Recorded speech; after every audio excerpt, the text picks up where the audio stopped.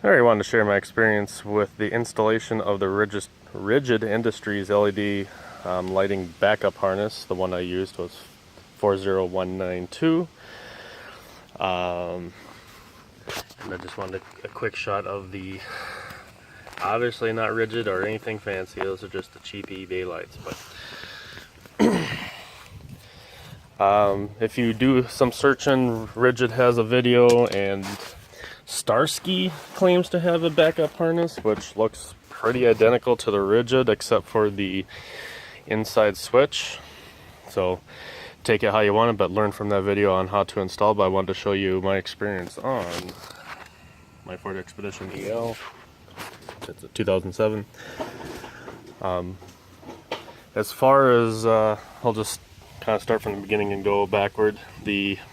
There's plenty of this wiring harness. I can't recommend this harness enough. You can't make the harness for the price I paid. I actually got a good deal on it through AutoAnything.com. You just, if you're patient, wait for a sale.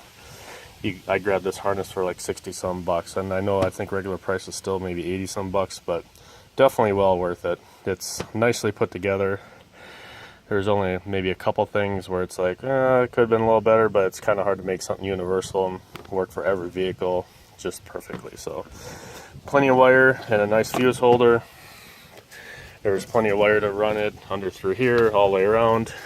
They actually have a nice disconnect so you can run everything through the firewall. I wanted to show you where I ran it through the firewall. Nice grommet, nice easy to get to grommet, where you can actually get your hand in there and actually get the rubber pieces to separate and actually run the wire through. So very, for once, something easy to run through. Plenty of extra wire got up here zip tied. Now I'll show you underneath, and I just got done drilling the hole for the switch. But I'll show you where underneath. As you can see, that's where the relay, that's just having the relay on the inside. So with it kind of up against the firewall, there's plenty of then wire to run, get that battery wire all the way there. And honestly, hopefully I shouldn't have to really worry about that relay, but at least it's accessible, easily accessible underneath here even after I get this other panel on. And then what's nice about that firewall location is once you run the wire straight through there, and that's about my only complaint, is the wires to the switch could have been maybe a tad longer, just in case you couldn't get that close to the firewall. But at least the wires then coming straight out of the firewall will go straight to the switch. Now if you wanted to run the switch, that's the complaint. If you wanted to put the switch somewhere else, like over there or even up a little higher, they've been getting a little tight, but they give you plenty of wire for everything else. So just kind of weird. Even another foot would have maybe made a difference, but in my case I didn't need it. Ideal mounting location, I have the adjustable foot pedals. Every other location has, something behind it. At least this one, if you don't have the foot pedals, there's still, this might be not cut out, but you could easily drill through that and mount the light switch up a little higher. But for me, mounting it just below, with honestly the biggest part is they're going to automatically come on when I'm in reverse, and that was kind of the big part. Give me a second. So hopefully in a couple minutes I'll show you then actually them on during the daylight, which whatever, but I did test them last night when it was dark, and holy crap, what an improvement. And I even have a HID reverse light kit in, which is awesome and better than any LEDs I ever put in there too. So I kind of suggest that, but kind of pointless now that now I got this kit installed. But at least in the rare occurrence where then when I want to flip them on all the time, this, the switch is easily accessible right there if you open the door and flip the switch, so it's still within view. So it's a nice location. Back to the front where the rest of the harness is going. Another actually easy part, probably getting a little dark, but at least right here, that's the fender liner, and you can run it kind of tight against the outside all the way down, and it's easily accessible. I'm going to pause this and get a light so you can see the spots I'm showing you. So we'll see how well I can one-hand the camera and try to run a light. But and then if you run it down the fender, fender liner, that's where it pops out. They don't say run it inside or outside. You could continue to run it inside, but it is kind of a thick loom. And then my only other second gripe is there's a separate white wire that you hook up to your reverse light that, honestly, this is not split loom, so you can't put it in the loom. And I tried to shimmy it in there and got it like 2 feet and was actually proud of myself, but you're not going to slide that wire through if it's 20 some feet of wire, whatever it is. So kind of wish they would have at least put it in there, and if you didn't want it in there, you could certainly have pulled the wire out. Kind of, hopefully Rigid maybe sees this and fixes that. Now you're running a whole wire by itself outside a loom. Kind of doesn't make sense. I'm not really sure on that one, but I ended up being able to, hopefully you can see something here along the frame, at least, so it was secured to some kind of line, then back on some loops of the running boards, and then all the way back. The tricky part was trying to run it, get it through there. I kind of followed a brake line and then another line that actually runs through the moving parts. I didn't really like that, but I couldn't really get access to anything else, so that was kind of my only option. But I figure if there's another line running through there and I zipped it to there, then so be it. After that, I'll pause it and get my light back. Hopefully revealing this right, but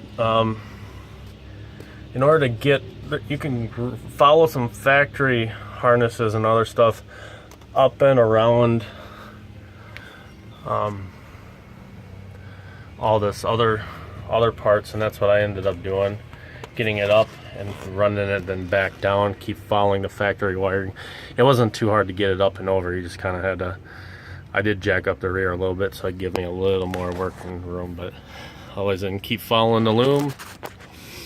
And there's, if I can get back far enough, there's the location I picked. Now from underneath the bumper, here we go, bumper support, there's a hole already there. Had to drill it out a little more, but what was nice about it is at least there was a hole started, and up above this rail here you can actually reach in there. It's not the easiest thing in the world, but at least you can get above there with the lock washer and the nut, and then still with the extension on a ratchet tighten it down. So for once, something actually seemed to be going my way on a project. Now, as far as reverse light goes, from this point you could, from a spot, you could go straight up to the tail light, but you have enough wire, so why not run it over to the, see if I can block some of that light, why not run it over to the 6-way harness and tap into the reverse light there. You have to really kind of get your head up in here, and it's the wire that's right in the middle. See if I can get a color.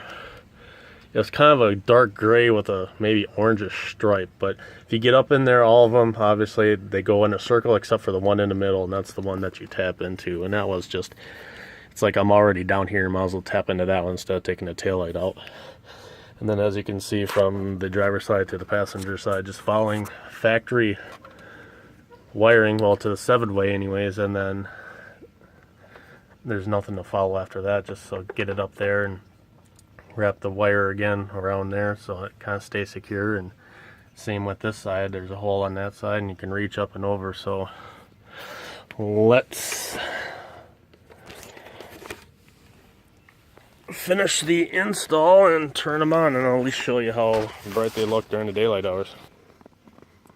Alright, with the fuse back installed, middle position does nothing.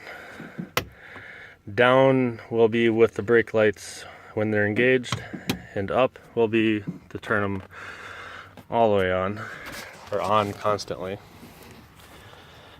And I did from testing last night, I kind of had them pointing straight back, but realized that they were just kind of highlighting that the areas there and there, which really don't, I want more out and back. So I tipped them out just a little bit.